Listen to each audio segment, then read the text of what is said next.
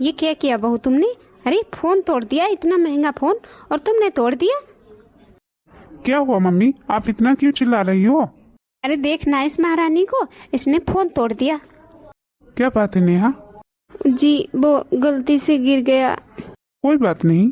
हाँ, इसने जानबूझकर तो नहीं तोड़ा, गलती से गिर गया तो क्या हुआ, मैं बनवा दूंगा उसे। अरे बेटा, गलती कैसी? किचन में फोन का काम ही क्या होता है? अरे यहाँ ये खाना बना रही है या फोन चला रही है? अरे क्या माँ, आप बिना छोटी छोटी बातों को इतना बड़ा खींच देती हैं जैसे कुछ पहाड़ टूट गया हो। कोई बात नहीं, मैं बनवा दूंगा, आते वक्त ले आऊंगा। नेहा फोन मुझे दे दो, मैं बनवा लाऊंगा। पता है भाभी, अगर खाली स्क्रीन ही टूटी होगी फिर भी 2-3 हजार रुपए का नुकसान करवा दिया आपने। बहुत से जरा सा नुकसान क्या हुआ तो इन्हें चिंता होने लगी अपने बेटे की कमाई की, उसकी मेहनत की। और जब अपने आप अपनी बेटी को भर भर के देती हैं तब इन्हें ख्याल नहीं आता अपने बेटे की मेहनत का। देखो तो महारानी को बिस्तर पर पड़े पड़े सो रही है। अरे पूरा दिन बस सोती ही रहती है। और एक हमारा टाइम था तो आग भी नहीं लगाने को मिलती थी। बहू, ओ बहू। हाँ हाँ मम्मी जी, क्या बात है? बहू, मैं पड़ोस वाली सरला के घर जा रही हूँ, उसकी बेटी आई हुई है उससे मिलने। तो बरसात का मौसम है, ध्यान रखना, छत पे कपड़े सूखे हुए हैं, उन्हें ध्यान रखना।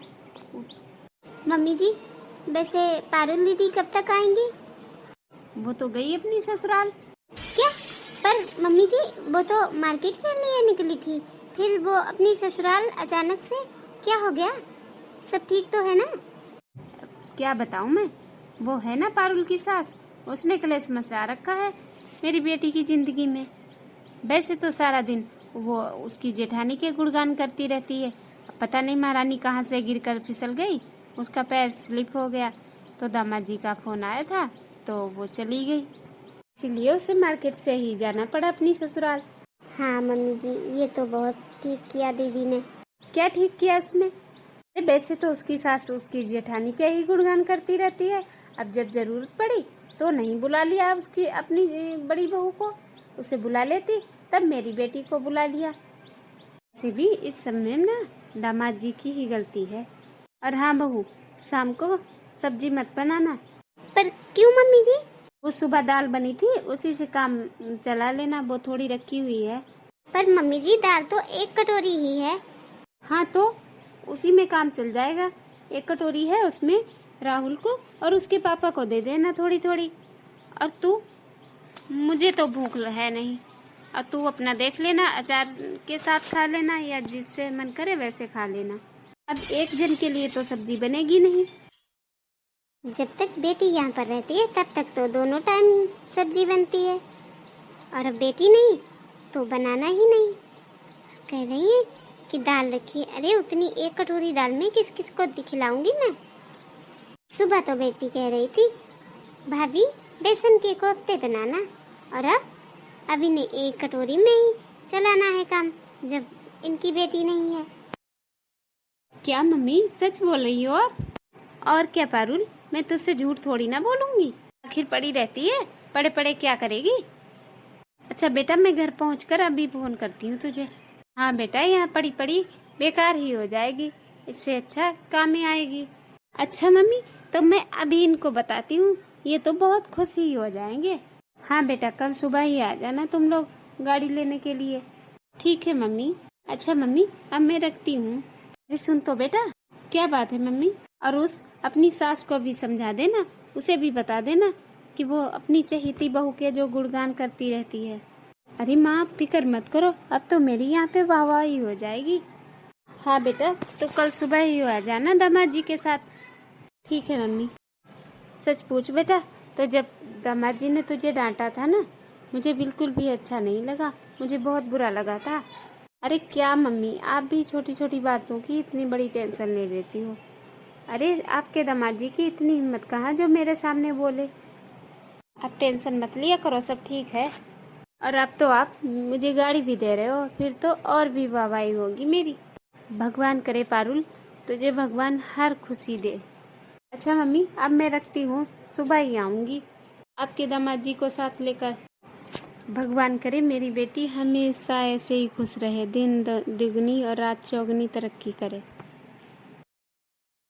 बहू, राहुल कब तक आएगा? पता नहीं मम्मी।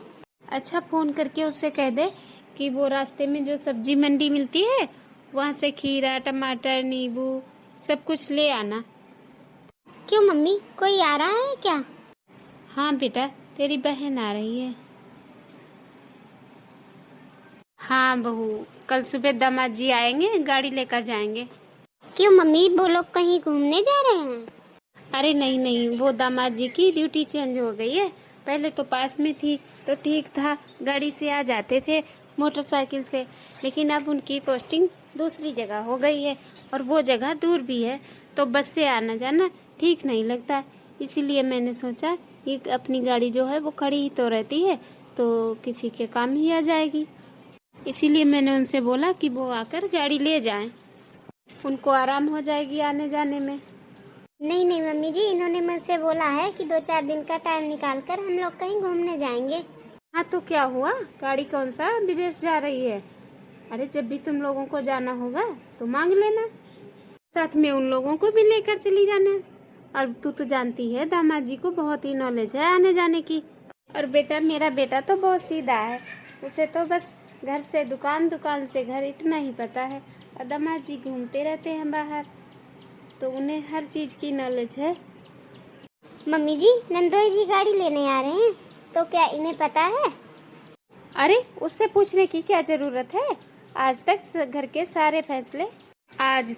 सारे जरूरी फैसले मैंने ही लिए हैं, और वो आज तक कुछ नहीं बोला, तो अब क्या बोलेगा? वैसे भी उसे तो अच्छी तरह से पता है कि मैं जो फैसला लूंगी वो सबके लिए अच्छा ही होगा। अच्छा, ये सब छोड़ और तू देख ले कि क्या क्या मंगाना है। फोन करके बता देना राहुल को, वो सारा सामान ले आएगा। पता नहीं क्यों, लेकिन मुझे आपके हर फैसले में आपकी बेटी की ही भलाई नजर आती है। और वैसे भी माता पिता को ऐसा क्यों लगता है कि वो जो करेंगे वो अच्छा ही करेंगे। हेलो। हाँ हेलो। दुकान से आते वक्त थोड़ी सब्जी ले आना। वो क्या है कि कल नंदोई जी आएंगे कार ले जाने। कार ले जाने? हाँ, कार ले जाने। अच्छा नेहा, मम्मी कहाँ है? मेरी बात कराओ मम्मी से। हाँ, अभी कराती हूँ। मम्मी लो, इनसे बात कर लो। हाँ बेटा। मम्मी, दामाद जी गाड़ी लेने आ रहे हैं? हाँ बेटा, वो बस से आज आते जाते हैं तो बहुत परेशानी होती है, और हमारे यहाँ तो ऐसे ही खड़ी रहती है, इसीलिए मैंने उनसे बोल दिया कि वो कार ले जाएं। हाँ बेटा, तू तो आता जाता है नहीं, तो मैंने ही कहा कि हमारे यहाँ तो ऐसे ही पड़ी रहती है, उनके काम आ जाएगी। मम्मी, आपको समझना चाहिए कि अगर कोई बात हो जाए, इमरजेंसी हो जाए, तो फिर हम किसके आगे हाथ फैलाएंगे? अरे छोटी मोटी चीज थोड़ी ना है। और वैसे भी मम्मी, वो गाड़ी नेहा के पापा ने उसको दी है। देख बेटा, नहीं देनी तो मत दे, और मुझसे ये गोल गोल घुमा के बातें मत कर। मैं सब समझ रही हूँ कि ये तू किसकी भाषा बोल रहा है। मुझे सब पता है, ये सब इसी का किया धरा है, इसी बहू ने ही भड़काया है मेरे बेटे को। पता है मम्मी, जब से इन्हें पता चला है कि आप गाड़ी दे रहे हो, मेरी ससुराल में तो मेरी वाहवाही हो रही है मम्मी।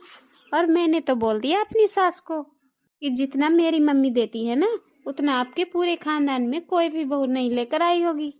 और ये सब आपकी वजह से है मम्मी। अब तो वो लोग मुझे अपनी पलकों पे बिठा के रखेंगे। क्या दीदी, आपने अपने ससुराल वालों को भी बोल दिया? आप गाड़ी को कुछ दिनों के लिए लेकर जाए हो? हाँ भाभी, वो गाड़ी अब मेरी है, माँ ने मुझे दी है। देख बहू, मैं साफ साफ तुझसे कह रही हूँ कि अब दामाद जी के सामने कोई नौटंकी मत करना। और अब तो इसके ससुराल वालों को भी पता चल गया कि वो गाड़ी हम इसके पति को दे रहे हैं, इसको दे रहे हैं। तो देख बहू, अगर अब वो गाड़ी नहीं दी इसको, तो तेरी ही बदनामी होगी। सब यही कहेंगे कि तूने ही नहीं दी। और हाँ भाभी, जब भी आपको जरूरत हुआ करे ना, तो आप एक दिन पहले बता देना, तो ये आ जाएंगे यहाँ गाड़ी लेकर, क्योंकि मैंने इनसे बात पहले ही कर ली है। तो इन्होंने कहा कि उन्हें कोई परेशानी नहीं है इस बात से।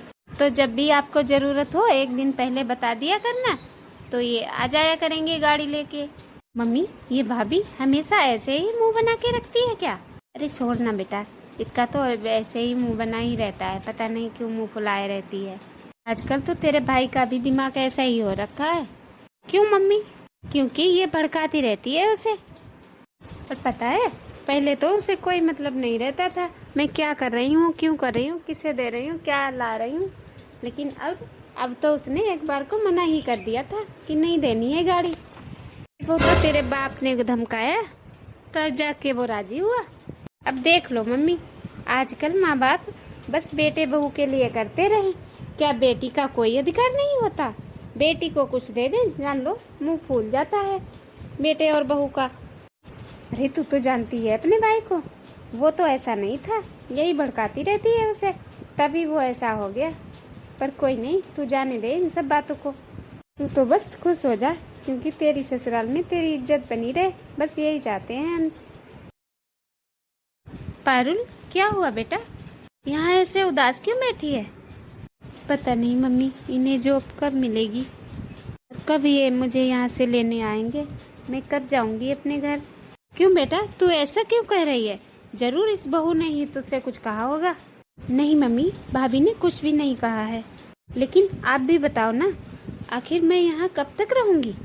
जब से इनकी जॉब गई है तब से ये तो मुझसे बात भी नहीं करते, और मैं अगर जॉब के लिए कुछ भी कहती हूँ तो ऐसे शो ऑफ करते हैं कि जैसे मैं इन पर बोझ बन गई हूँ। अरे वो तो मम्मी, आप मुझे इतना कुछ दे देते हो, मैं तो इनसे कुछ मांगती भी नहीं। इसीलिए मम्मी, अब मैं हमेशा आपके से ही थोड़ी ना कुछ ना मांगती रहूँगी, ऐसे कब तक बैठी रहूँगी?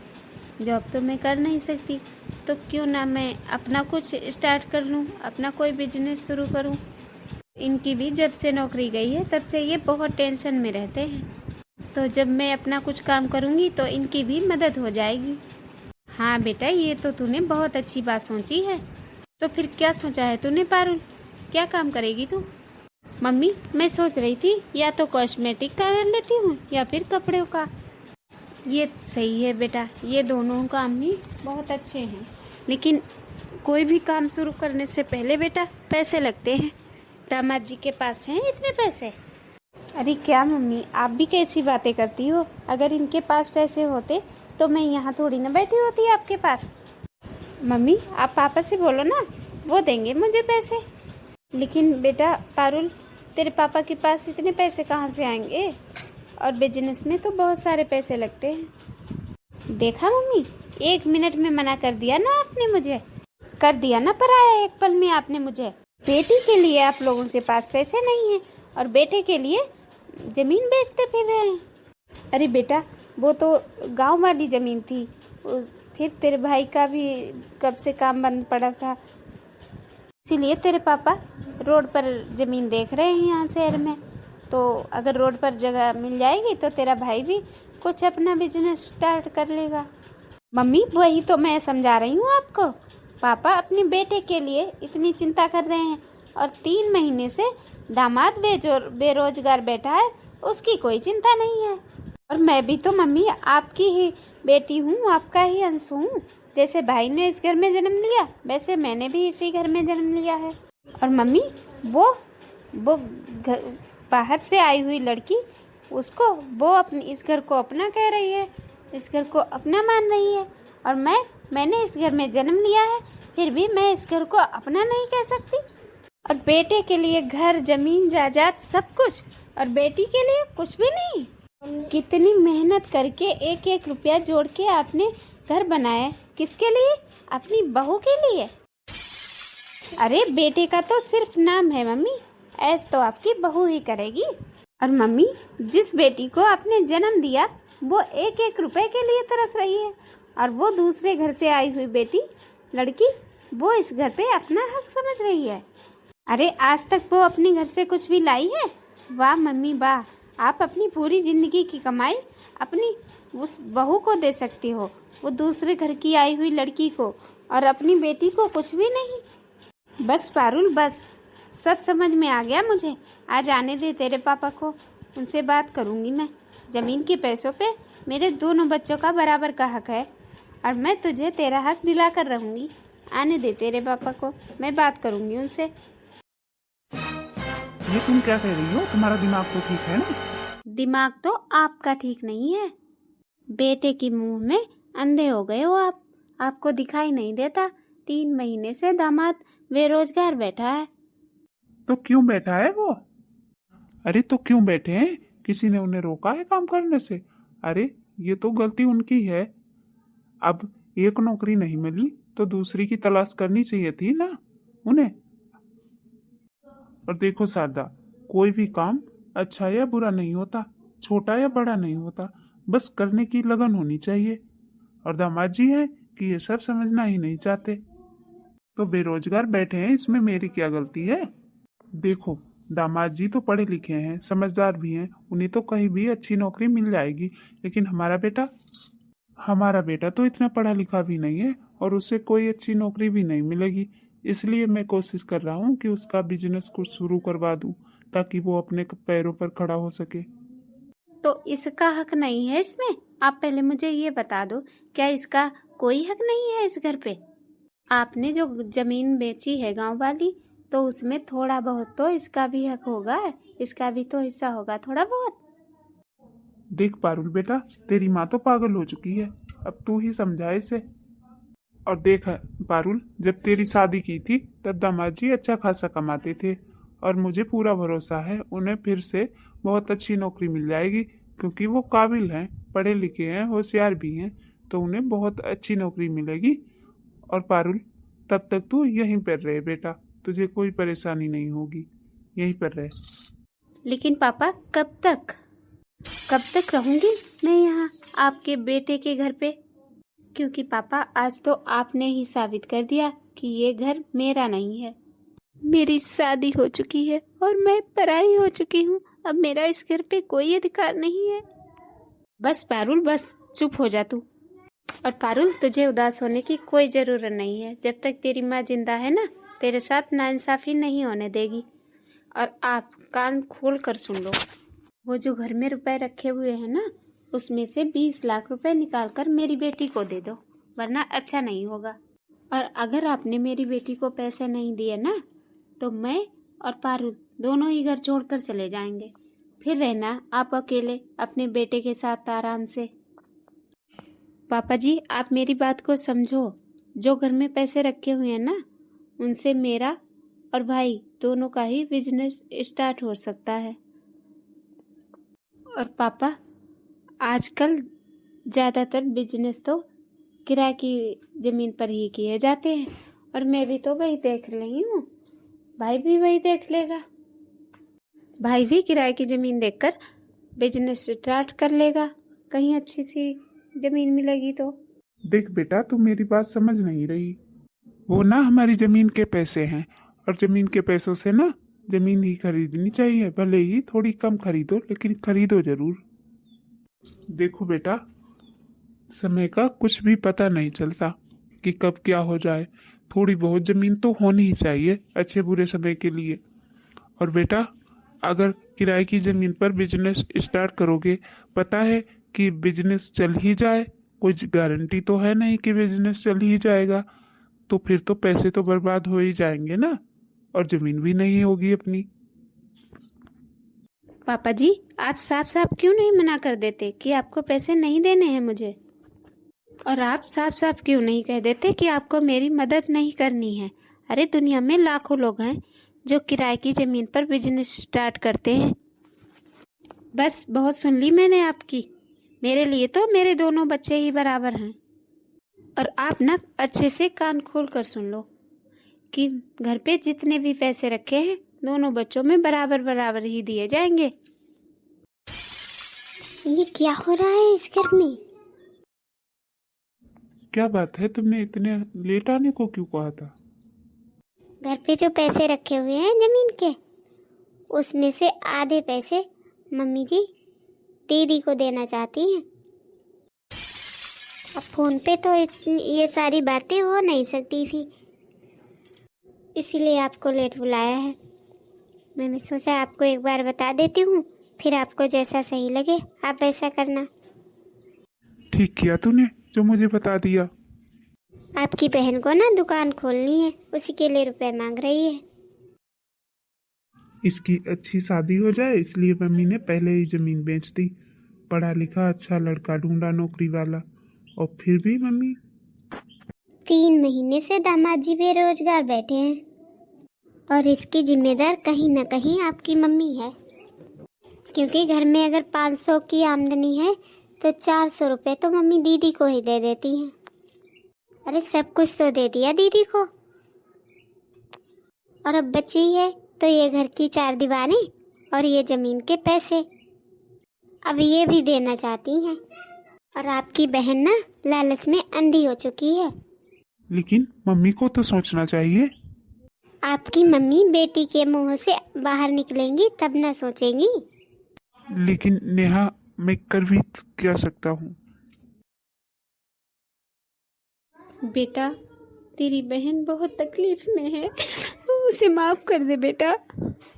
देखो मम्मी, नेहा को बिल्कुल भी पसंद नहीं है कि मैं पालू दीदी से बात भी करूं, और मैं भी ऐसा कोई काम नहीं करना चाहता जिससे मेरी पत्नी को परेशानी हो। मैं जानती हूँ बेटा कि मैंने और मेरी बेटी ने तेरे साथ बहुत गलत किया, लेकिन बेटा माफ कर दे उसे। उसने जो भी तुझसे लिया था वो सब कुछ पता नहीं कैसे उसकी दुकान में आग लग गई, सब जलकर राख हो गया। अब वो एक एक पैसे के लिए मोहताज है बेटा। और दामाद जी भी सब कुछ छोड़ छाड़ के बैठे हुए हैं, दिन भर शराब पीते रहते, बहुत मारते हैं तेरी बहन को। माफ कर दे बेटा, माफ कर दे मेरी बेटी को। क्यों क्यों माफ कर दें हम आपकी बेटी को?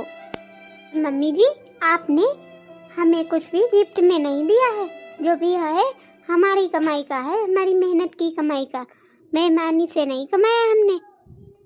और आप कह रही हैं कि आपको पता नहीं कैसे आग लग गई। मम्मी जी, बेईमानी का पैसा ऐसे ही जाता है, और मुझे कोई फर्क नहीं पड़ता तुम्हारी बेटी से। नेहा चुप करो, तुम सच बताना नेहा, क्या तुम खुश हो पारुल की ऐसी हालत देखकर? मैं जानता हूँ कि मेरी बहन ने तुमसे बहुत गलत किया, तुम्हारे साथ हमारे साथ, लेकिन क्या तुम खुश हो उसकी ऐसी हालत देखकर? माफ कर दो नेहा मेरी बहन को। बहू बहू माफ कर दे। मैं जानती हूँ मैंने और मेरी बेटी ने तेरे साथ बहुत गलत किया, लेकिन माफ कर दे बेटा, माफ कर दे मेरी बेटी को। बहू बहू माफ कर दे मेरी बेटी को, मुझे माफ कर दे, हमने बहुत गलत किया तेरे साथ, मैं तेरे हाथ जोड़ती हूँ बहू। बस कीजिए मम्मी जी, आप ये कैसी बातें कर रही हैं? हमने कब रिश्ता तोड़ा दीदी से? वो तो दीदी ही उस समय पैसों की लालच में आकर अंधी हो गई थी, उन्होंने ही तोड़े थे सारे रिश्ते हमसे।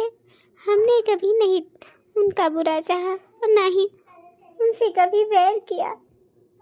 हाँ बहू, आज तेरी बात मुझे भी समझ में आ गई कि अच्छे के साथ हमेशा अच्छा ही होता है और बुरे के साथ बुरा, और दुनिया में कोई भी किसी का हक मारकर नहीं खुश रह सकता। नेहा, मैं क्या कह रहा था कि रक्षाबंधन आ गया है, तो चलो हम सब पारुल के यहाँ चलते हैं। हाँ, आपने तो मेरे मन की बात कह दी। मैं भी आपसे यही कहने वाली थी कि रक्षाबंधन में इस बार हम दोनों ही जाएंगे दीदी से राखी बंधाने। और उधर उस पारुल की सास भी उसे रोज ताने दे दे के जलील करती थी, उसकी बेइज्जती करती थी। जब उसके भैया भाभी पहुंचे तो पारुल ने उन्हें देखकर गले लगा लिया और रोने लगी, और उसे अपनी गलती का एहसास हो गया था और वो बार बार अपने भाई और भाभी से माफ़ी मांग रही थी। फिर पारुल ने अपने भाई की कलाई पर राखी बांधी और इस तरह इस कहानी का हैप्पी एंड हो गया। तो हाँ दोस्तों, आप लोग हमें कमेंट करके ज़रूर बताना आपको हमारी ये कहानी कैसी लगी। मिलते हैं अगले वीडियो में, तब तक के लिए राधे राधे।